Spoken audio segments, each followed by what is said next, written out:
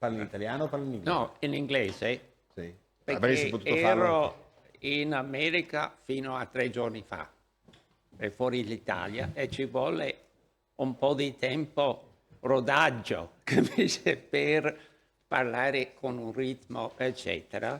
E poi spiegherò perché ero in America fra poco, perché c'è il matrimonio del mio figlio e vediamo la barca quando era giovane a Venezia. Va bene.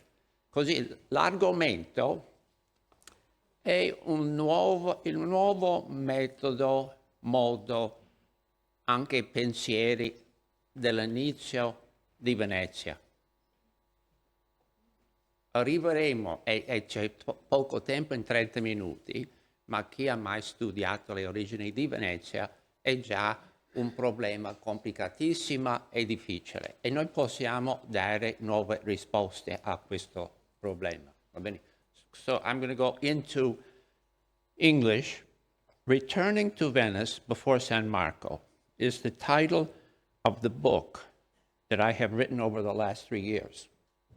This is written essentially for the soci of the Institute, in a sense, Gerardo and Andrea. It involves a wide range of topics that draw upon the fieldwork that we did in the city and the lagoon over a span of 3 decades. The focus this morning will be on archaeology.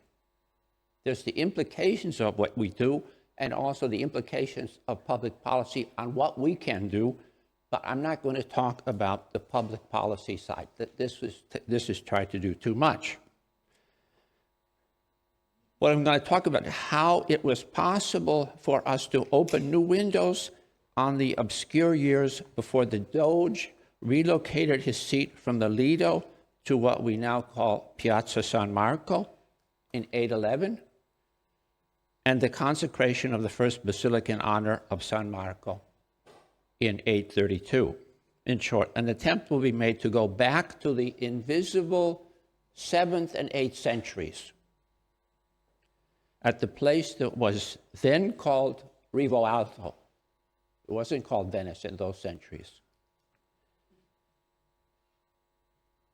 In the time available today, only a few highlights will be presented, and special attention will be paid to the place that would one day become the civic center of Venice, that is Piazza San Marco and the Basilica. This cross-section of the piazza is based on a series of deep cores that we had the rare opportunity to supervise in 1993. What I'm going to be talking about is my own work, not the work of other people. Indeed, few archaeologists have ever had the chance to conduct field work in this special place. There are very few of us. They couldn't fill up this front row. It took someone from the outside with broad archaeological experience and a background in ecology to stir things up there. What I'm going to do is give you a picture which is totally different than you're used to seeing. Toward this end, the plan is to say a few words about how I managed to get in a position to do what I did. And one of the essential ones is the work that I did with Luca Cavalli Sforza, who everybody in this room knows. And we pioneered the connection between bringing together genetics and archaeology at first Pavia and then at Stanford and so forth. And the hypothesis we presented in the early 70s has now been confirmed by the study of human genomes. So this has put me in a position to do interdisciplinary studies, which is rare. Then I was also asked to work by the Italian government to do environmental archaeology in Rome. And I won't go into the story of how this could ever happen. I was in ecology at Parma, and a minister and these other people came there at the Second National Congress of Ecology and said, we need you to come to Rome and do environmental archaeology. At first, I didn't want to do it. and then I was sort of forced to do it, and then I found out that I was very glad that I did it. I worked at many different sites. Before I go any further, I need to actually thank two people who asked me to work with them in Venice. First, Maurizia de Min at the Superintendency of Monuments. I worked with her 12 years. And second, Ettore Vio, the Proto of San Marco. And I hope we can get to this because I'll have to go quicker. Let's go to the second slide. Now, I need to mention at this point something that many of you know about, but many may not know about. And this is the article that we wrote in 2000 in Science, which reviewed the situation in Venice and the whole issue of mosaic. And since we had discovered the curve for relative sea level by using humanities, we realized that the whole environmental impact assessment of this major project and the corruption behind it was completely flawed. And the people at Science decided to publish it. But I'm not going to talk about that. So this is something that there may be some people in this room who don't know about, and I'll just mention it here. We're going to move beyond that. Now, this is where the title of the book, Returning to Venice Before San Marco, it actually starts, it goes back to 2001 when we did a catalog with the title Venice Before San Marco, which was done in America with many people from Italy and so forth. I won't go into the whole story. What's interesting is inside of the cover shows some of the different work that we did in many places. I managed to work at about 8 major sites in Venice. And one of the more interesting ones is, this is work at San Lorenzo. This is now one of the most famous Italian archaeologists, Nicola Terranato, who's in America.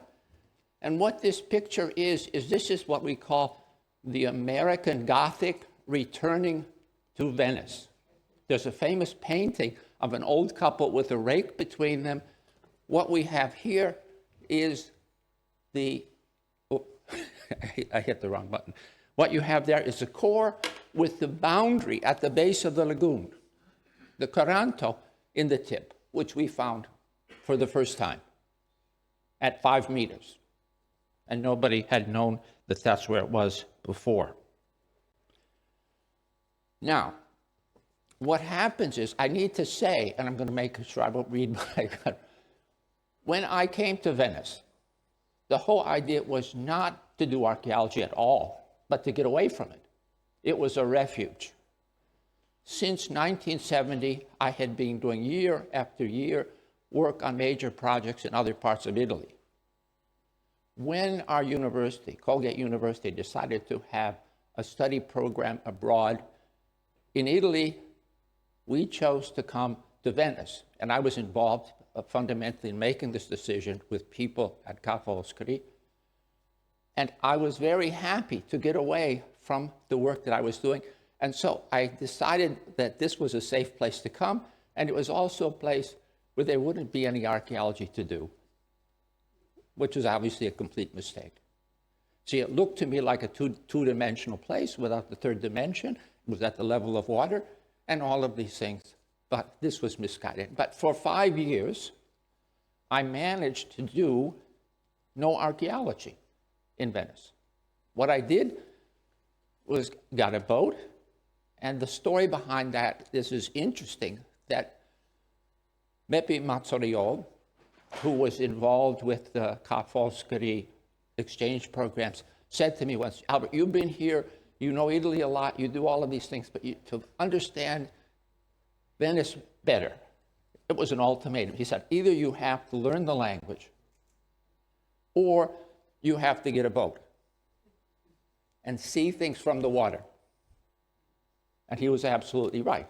But I chose the boat, which is the easiest way to go, and this is the boat that we got. And this is my son in the boat when he's 5 years of age, and he did his elementary school at Foscarini. This was a great good fortune for him. Now here we see why I'm speaking in English. This, you know, if you have a son, they grow up and eventually they get married. And they got married last Saturday. And this is part of, I think he was in China doing craft beers and all of these things. And you can see the campanile, right? The experience that he had, this blissful experience at Foscarini, being in Venice with the boat, left this imprint in him that he comes back here and sees his friends every year. It's an amazing experience, and those of us who've had it. So the boat is the central part of this story, and we'll see that this is the icon for how we decided to work. And how we decided to work was connected with the success of the work we did. So this is why I'm speaking in English.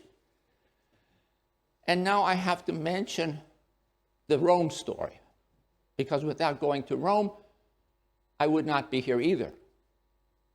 Okay? And I already mentioned how I was in ecology in Parma for 20 years. That was the place where ecology started in Italy. And the people came to this convegno, the second national one, and they asked me to go there. And so I did go there. I worked for 20 years in Rome. And I worked mostly in the Forum, around the Forum. At all those sites that you'll see up there, I worked at most of them. I had this very good fortune. And the period I'm interested in is the yellow one, the regal period again, how things began. And we would do a major study that changed how people saw the Forum of Rome.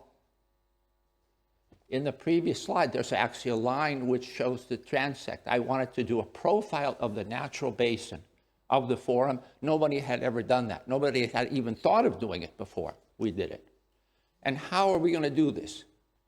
You have to go down 6 meters to get to the natural soil from, this is the level from the empire, and so we have to bring in big machines, right? This is the good news. We could actually do this. This is the core I made. The only problem was the only day of the week that we could do this kind of work was on Tuesday afternoon. So it took a long time to make the transect, to actually do this work, okay? And this is, what happened is, out of this came a new interpretation of how the Forum began. The Forum was this low, wet place. It had to be filled in. There was land reclamation, and so on and so forth. And this was published in 1990 in the American Journal of Archaeology and changed completely the interpretation of how the Forum began. And then, after that, for 10 years, I had to give an endless amounts of lectures in the Forum, including to our own students here.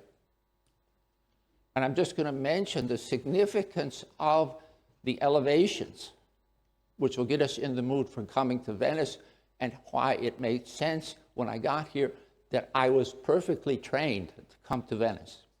We're standing at 13 meters above sea level. The first pavement of the Forum is at 9 meters. That's 4 meters down. And the natural soil is at 2 more meters down, right? Now what happens between 9 meters and 7 meters, because of the rise in the water table in Rome, due to the embankments and all this, this is completely water saturated. It's impossible to work in. That's why they needed me, which I had coring and other things to do. So what happens, this trained me by working there on many different sites with coring and other ways. We were able to work in these difficult conditions, because to study the origins of the Forum, you had to get down to 7 meters. You had to be in 2 meters of water. Now we come to Cavalli's Forza. How did I even get to Rome to do all the things we did there? On the Capitoline Hill, on the Velambrum, on the Santa Mobono, and so forth. This is the work with Luca Cavalli Sforza, and obviously we can't go into the details of this. But this was a fortuitous thing, and working with Luca, who was a person with many interests and so forth at Stanford, was probably the best experience in my life. I was in human biology. I was an archaeologist who was a member of the Department of Genetics with a Nobel Prize winner who was the head of it, who used to have me come into his office, and he once told me that we didn't need to dig anymore. This is Josh Lederberg, who was the experimental person, and so forth. He said, because all you need to do is do x-rays, that we're going to cover the site with film, and then you can do this. And this is the kind of way that people thought in Berkeley and the Palo Alto and so forth in those days, was in a very big way. And he wasn't very practical in the sense that we're not really going to be able to do that at archaeological sites. But anyway, so this explains. Now, because I was in Italy from the early 70s, and there's the new University of Calabria at Arcabacca-Torrente, which some of you may have known about. I got invited by the first rector of it to come there and do an archaeological survey. He had all this money from the Casa per il Mezzogiorno, and he needed to spend it. They had no laboratories. The money was for physics, chemistry, biology, and all of these things. So I go to Calabria. And there was no Neolithic in Calabria ever found before. And we find in an arc of, we choose to go 4 places, we find the Neolithic everywhere. And we could do a survey because we could do a survey everywhere because the person who was the superintendent didn't believe that survey archaeology was even archaeology. So when the rector talks to him about having Albert do the survey, he said, do you need a permit? No, just Albert does this, he just communicates with me. This isn't archaeology. What happens is we did this at the site of, what is it called? Piana di Coringa. It was the perfect place. We managed to document 48 Neolithic houses in the area of 2 hectares, the first time in Italy. Now we're going to go to Venice. And here we have the image on the left shows St. Mark and Doge Andrea Gritti. This is 1529. The one on the right tells the tale of the founding of the city by 3 councils from Padua in 421. Invented by those in the Venetian chronicle tradition, Ortali is the person who is famous for this. The Roman foundation has long been the elephant in the room for the archaeologist who works in Venice. Because the agenda of the person, and Dorigo is the perfect case, but almost everybody else is, the Polish, everybody, they had to find the Romans. And there are no Romans here. This is what we now know. But it took a long time to get here. So we have to move beyond what's on your right. That is the 421. Well, so briefly, I'm going to just accelerate the whole talk. We're going to see a tale of 2 chronologies. This, to paraphrase Charles Dickens, you have the one on the left, which gives the traditional kind of dates. Some invented, some, and so on and so forth. What we want to do is to go back to the time before Charlemagne was crowned emperor in the West in 800. We want to go back before San Marco, that is before the 9th century, when things are very messy. You've got to do it with archaeology. There's no way you can do it with text or anything like that. And the way you can do it is on the right, with archaeological sequences, elevations done properly so that you can compare sites, and with AMS dates. So here we go to the first place. In 1989, Maurizia Di Min is excavating at San Lorenzo di Castello. The second excavation, there's one at San Pietro di Castello. These are the first modern excavations in Venice on sites of this age. She reaches the water table, and she wants to get down there. She believes, you know, and she finds out that I'm actually living in Venice. But I'm trying to be invisible through Anna Maria Betti Sestieri, who's a common friend, and she said, I need somebody to make cores to get me down so I can go down, okay?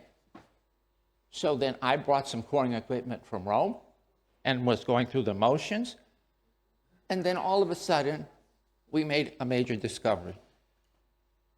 And let's see if it's in the next picture. No, this is, well, we'll go forward here. This is the discovery. You see the canes there in the top? Those are reeds.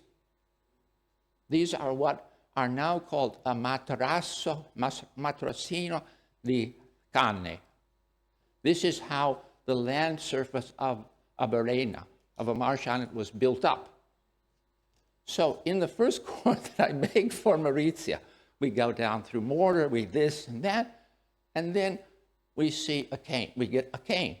And I said, this is perfect, because we're now with AMS dating, I can date the cane. That's got 1 year of life. This is perfect. We get great dates. We're not doing things with big pieces of charcoal and bone, so on and so forth. And in fact, you get the dates here. So we have the first 7 AMS dates. This is accelerated mass spectrometry, which I work with the people at Oxford who could do this. This is just when you could start to do it.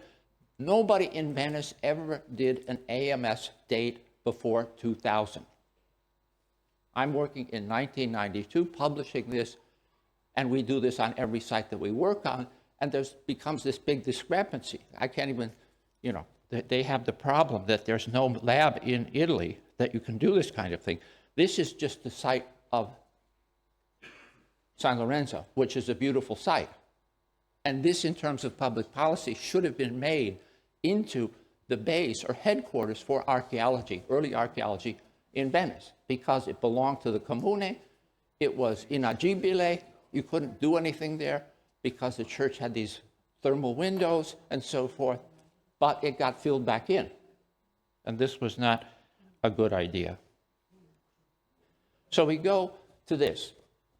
This is the heart of the matter, and this I can actually not, I'm just not going to read what I wrote. I'll just do this. What we have is 5 sites. We have Torcello, San Francesco del Deserto, San Lorenzo, San Marco through 1999, and the Frari. And what do we see at the base of all of them? There's a boundary to the lagoon. And where did we find the boundary of the lagoon for the first time in that place? In the time when we were working there, geologists thought it was at 8 meters.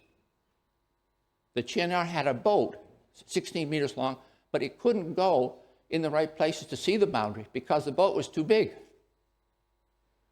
And they didn't use the right kind of sub-bottom profiling.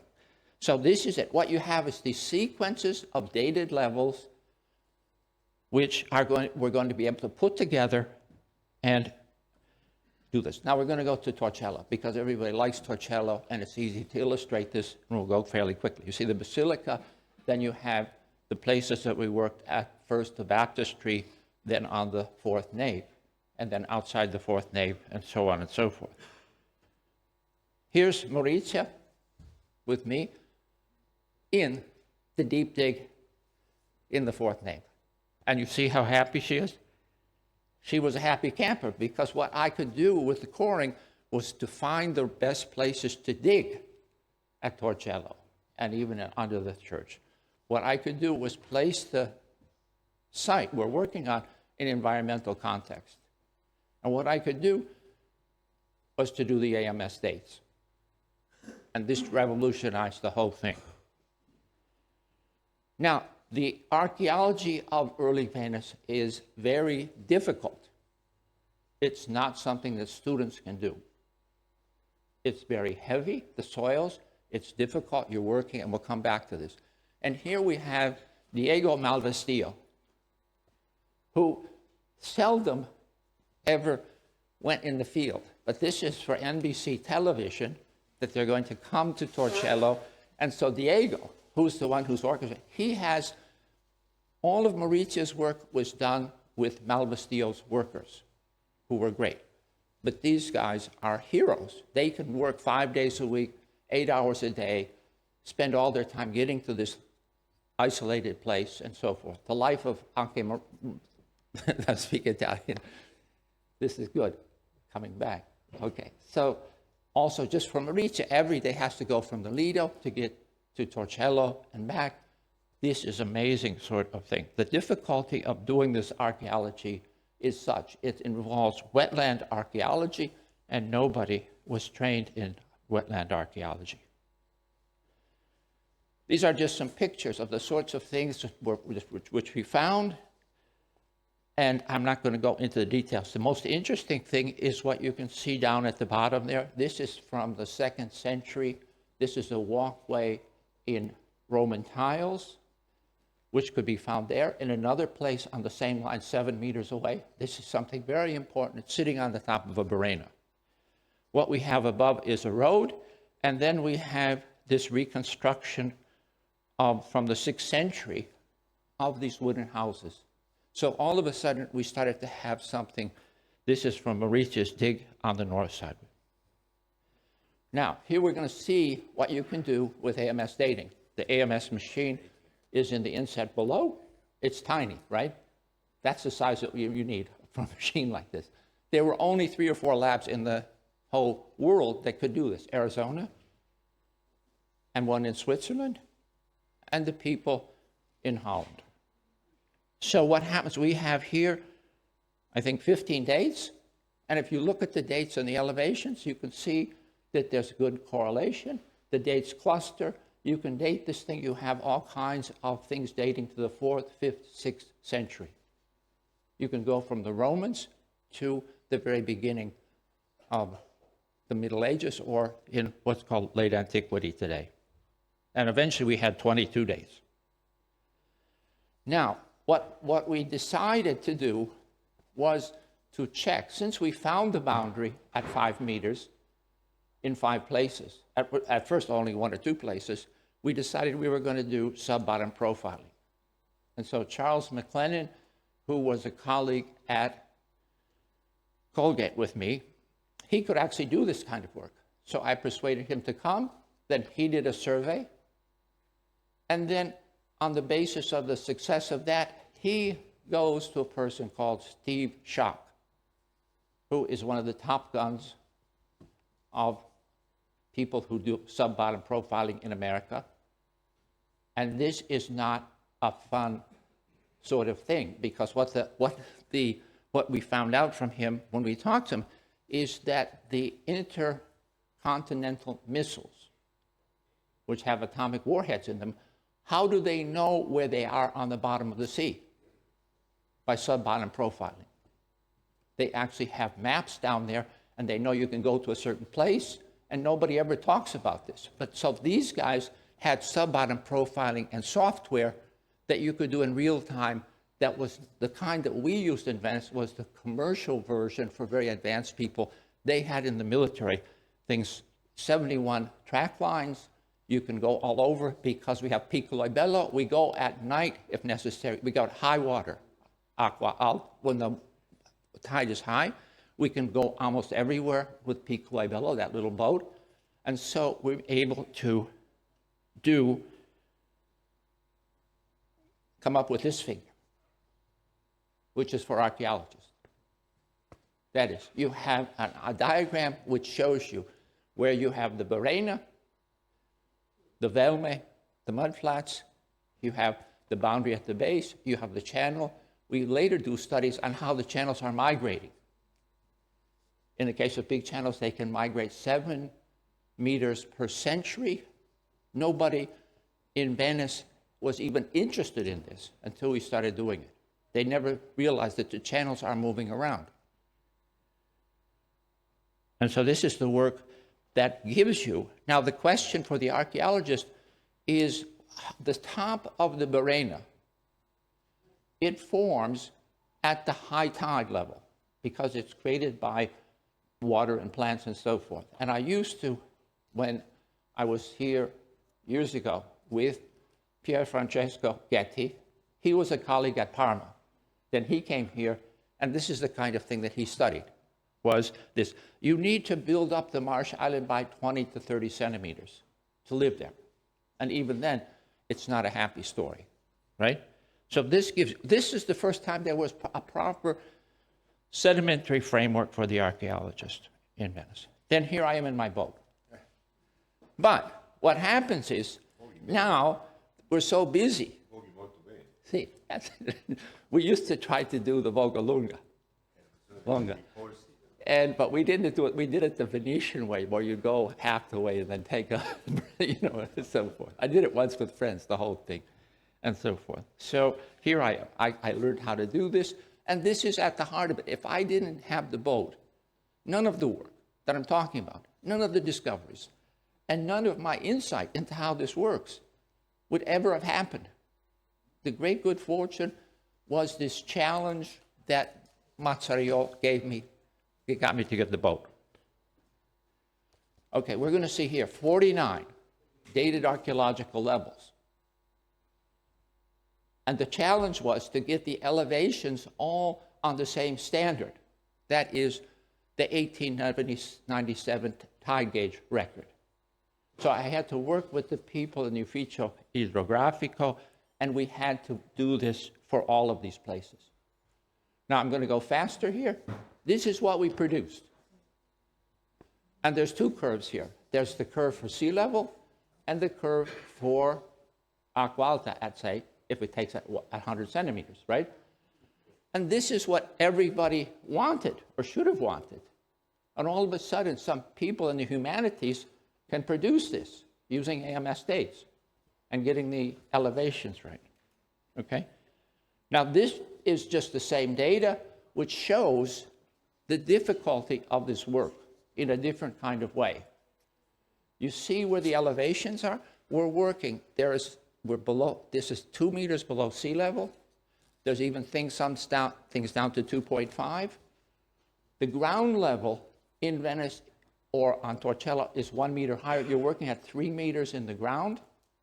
When you have high tides, it's plus 70. You're working with great water pressure and so forth. If you have aqua alta, the whole thing on Venice.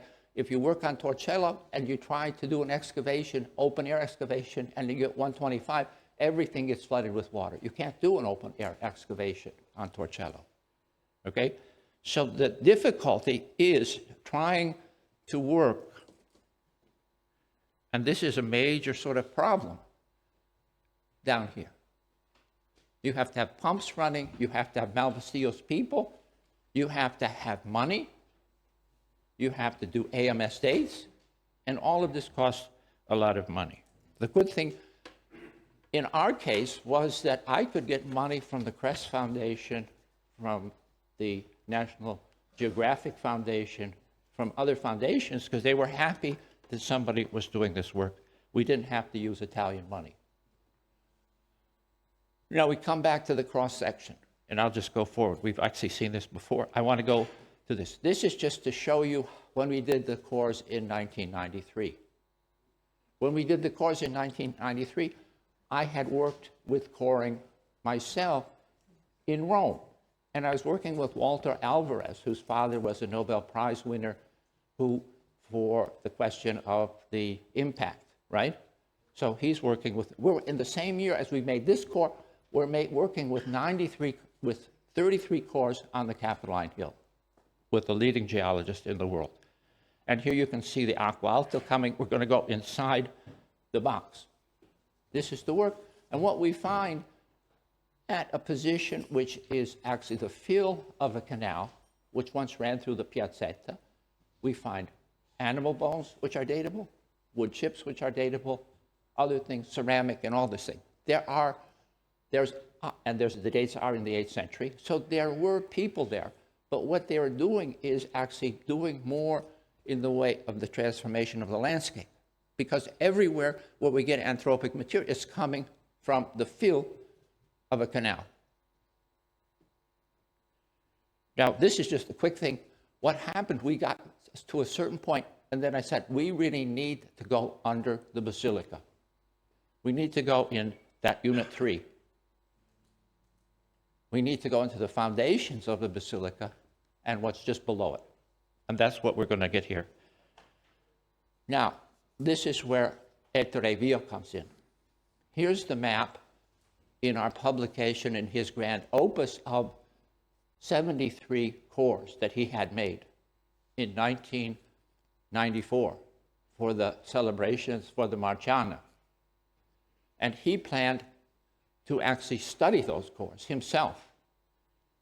But by the time I came back, I had to leave Venice because it was too dangerous for me to live in Venice from 2003 through 2013. And I won't go into all of the things. These are from the Consorzio Venezia Nuova. That when I came back, he still hadn't done it. And then he said, we had worked together to make the cross-section, the things near the basilica. And he said he liked the way I did this. So he said, I want you to study the 73 cores. So this gave us the chance to go do the foundations. And what I had to do is to bring out people. We're going to work on the wood. And so this is the team. We have 3 dendrochronologists. We have all of these people.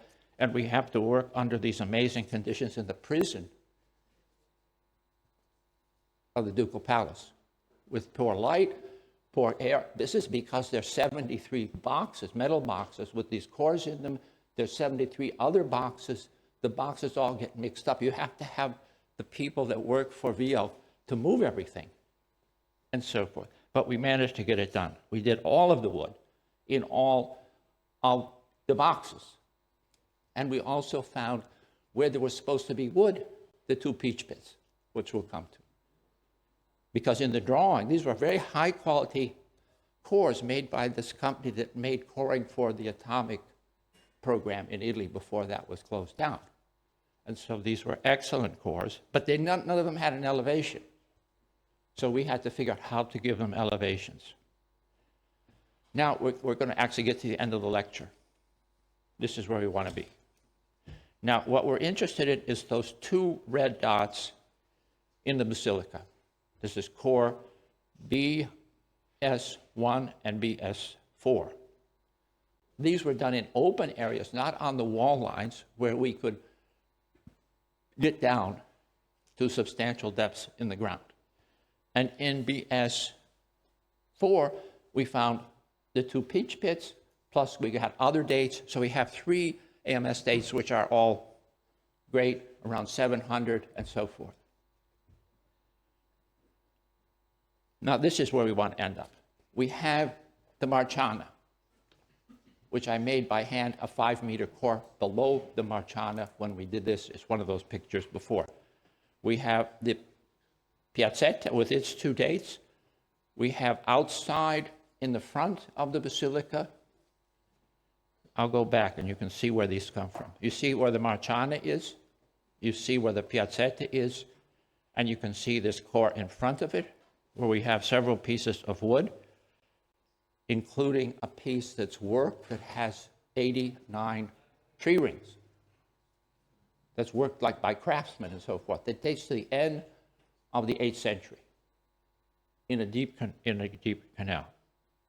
Now, what we see here is that all of these dates from anthropic context, the fills of canals, and you can see from the elevations given over here that these are from the fills of canals just by themselves.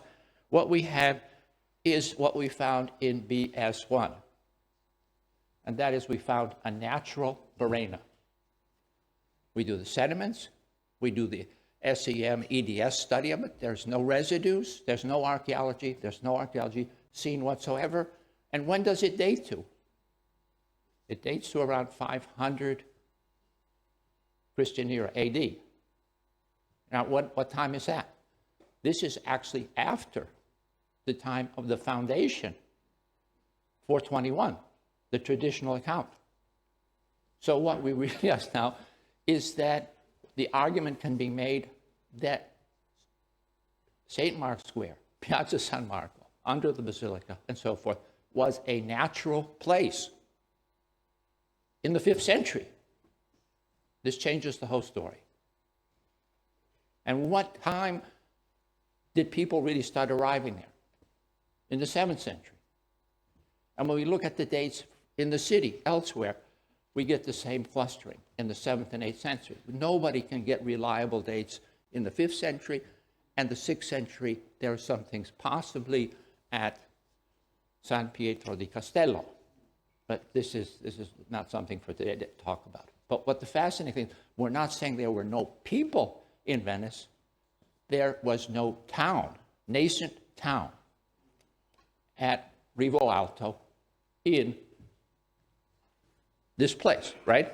And so we can end here, if I've been talking maybe too long, but this is the story of how we could get to this diagram, which will change how we think about this city.